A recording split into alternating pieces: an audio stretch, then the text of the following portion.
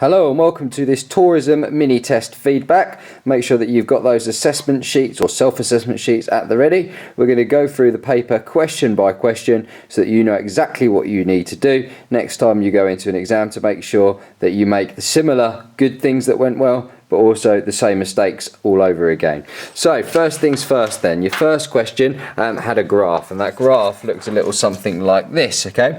Now the question said, study figure 7, which shows information about international tourism.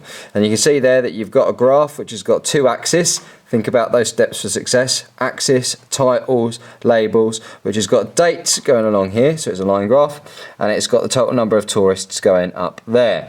Now, one thing that you need to be aware of when looking at this source is that it is a compound graph, okay? It's not just a normal line graph, and this is really important to help you understand how to answer the questions. So if I go back over and have a little look at this graph, you can see that you've got different areas stacked up against one another, okay? So it shows us the total number of tourist arrivals, okay, in millions for 3 different destinations: Europe, the Americas, and the rest of the world, okay?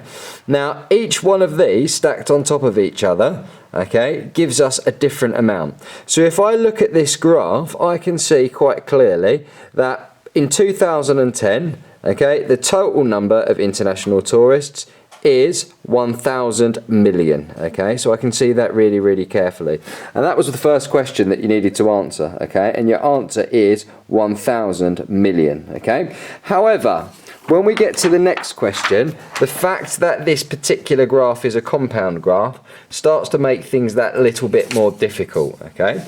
Now the question says that you need to be able to compare the number of international tourist arrivals in Europe and the Americas. And lots of you got this wrong because you didn't understand that it was a compound graph. So let's go over and have a quick look at the graph again, okay? Now most of you wrote that more people are coming from the Americas than are coming from Europe. Okay, and you said that it was around about 700 million arrivals from the Americas, okay, and you said that it was around about 500 million arrivals from Europe, okay. Well, that actually is incorrect because this is a compound graph, okay, and if we look at the compound graph, yes, there are 500 million arrivals from Europe, but there are only around 200 million arrivals from the Americas in 2010 because actually these are stacked on top of each other, okay? So it doesn't mean that that many people came from the Americas. You need to take that highest value and then work out and take it away from the value below, okay? So let's just recap that and look at it carefully. In 2010, the number of people that were coming from Europe was around about the 500 million mark, and the number of people coming from the Americas was around about the 200 million mark, and lots of you got that the other way round. Now this question was a 2-mark question, so you needed to give 2 points. It also involves a graph, and it even told you in the question that you needed to use figures, okay? So if you wrote down that there were more people that were coming from Europe and less people that were coming from the Americas, that would have got you your first mark, okay? And your second mark would have been for manipulating that graph and giving those statistics or stats, saying that 500 million people came from Europe and 200 million people came from the Americas. Now, if you still don't understand that, remember, you can pause this video, you can rewind it at any time to be able to give yourself a bit of time to understand and fill in your self-assessment sheet. Now, the next question looked at international tourists, okay? And it simply said, give 3 reasons why there has been an increase in international tourism over the period shown in figure 7. Most of you did pretty well on this question, okay? It was a simple question that's 3 marks, so you need to give 3 reasons. Well, 3 reasons why we get more international tourists are because people get paid holiday, so obviously they can afford to go away. Airlines are now low cost, so we've got our airlines like Ryanair and EasyJet, and it was also really easy to book online. 3 marks for 3 reasons. There are other reasons that you could have given that would have given you credit, and you should think back to that lesson where we had loads and loads of different pictures and you had to guess what each of those images represented in terms of the reasons why we get more tourists going abroad than ever before. Okay, moving on to the next question. The next question was look at photo E, okay? And it simply said, using evidence from photo E only, suggest 3 reasons why this area attracts tourists, okay? Now, most of you, okay, actually didn't do this question that well, and that's because you're very good at explaining, but you're not yet that good at describing, okay? So let's just move over to my laptop where I've got a little picture of that photograph, okay?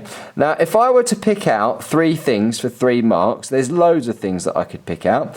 First thing I'd probably pick out is the beach, okay? So that's an obvious reason why it's going to attract tourists, okay? Because we've got a beach. The second reason that I might pick out that might attract tourists is the settlement in the background, okay? There could be shops, there could be bars, there could be restaurants there, okay? That could be something that could attract tourists. My attention is also drawn to the mountains that you can see in the background. So if we have a little look at those mountains, okay, it might be for the scenery, okay? That might be something that might attract tourists. You've got a harbour wall there and you've got boats, okay? Maybe boat trips could be something that might attract tourists, okay? They're all things that you can consider. Now, I was a bit harsh on this because I didn't give people credit for using things like nice weather, okay, or the fact that it's hot. Yes, there is evidence of palm trees, but from photographs we can't tell what the temperature is like at that time. So be very cautious in an exam of using weather as a reason to explain why tourists might visit a particular location, okay?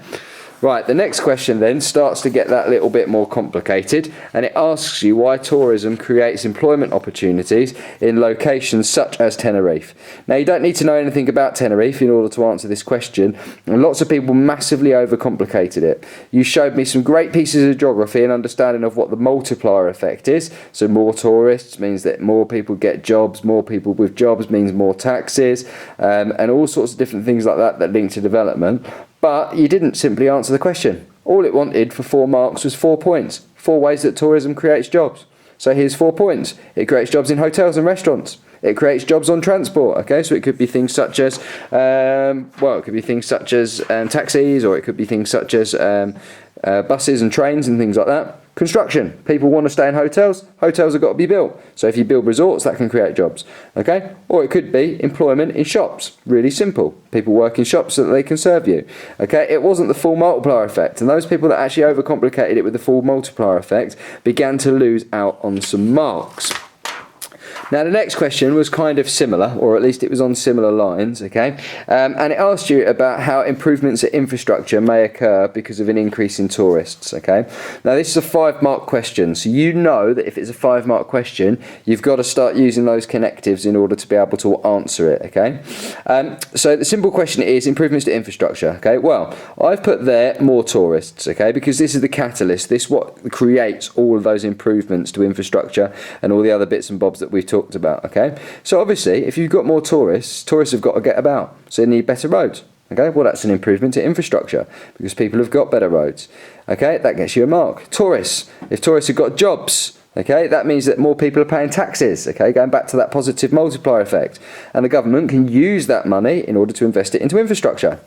Okay, if you've got more people, okay, or if you've got more tourists, those tourists want a good level of water supply, they want to have a nice hot shower, okay? Well, obviously if you've got better water supplies, that also benefits local people and it improves infrastructure, okay? Obviously, tourists have got to get into an area, so building airports, extending airports, all those sorts of things help to improve the infrastructure, and remember they also benefit local people as well as tourists, okay? So 5 marks, 1 mark for each point, and then you need to develop your answers to get your extra marks, and you can see there where I've put brackets next to the ones will be where I would have been picking up marks, okay, including building and extending airports.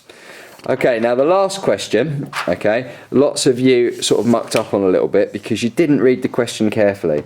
Now, I tell you to box command words, I tell you to make sure that you underline every single word in there, and I do that for a reason. And the reason is so that you don't make the simple mistakes that lots of people made with this question. So if we have a little look at the question, it says, for a named area which you have studied, describe the impacts of tourism on the natural environment. Now, lots of you made a mistake, okay? You didn't talk about the problems on the natural environment. You talked about the problems that are social and the problems that are economic, okay? They're not going to get you any marks. It was only the environmental impacts that they wanted. Now, our case study that we used was Kenya, okay? Now, in terms of the environmental effects, you could have taken this 2 different ways, okay? Firstly, you could have taken it down the safari route, okay? Because we know that people go on safari in places like Kenya. You could have talked about how there's erosion from minibuses that are going off route. Or you could talk about how hot air balloons are scaring off the wildlife, okay? You could also go down the coral reef route, because remember there are coral reefs in and around Kenya as well. So you've got the oil that we secrete on our skins, which when you touch the coral causes it to bleach. You've also got people breaking off coral to sell as souvenirs and rocks and things like that. Okay, if you were going down the safari route, you know that to get 7 marks you need level 3 information. Okay, talk about the animals being scared off as being the big 5.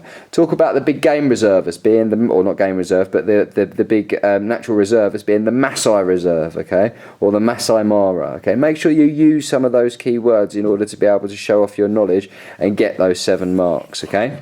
Right, you're probably all dying to know the grain boundaries and how well you did. Okay, they are as follows. Okay, 18 for an A star, 16 for an A, 14 for a B, 12 for a C, 10 for a D, 9 for an E, 7 for an F, 5 for a G, and I'm afraid anything less than 5 is a U. Okay, make sure that you pause, rewind, rewatch this video, and fill in your self-assessment sheet based on your assessment as you go. Over and out.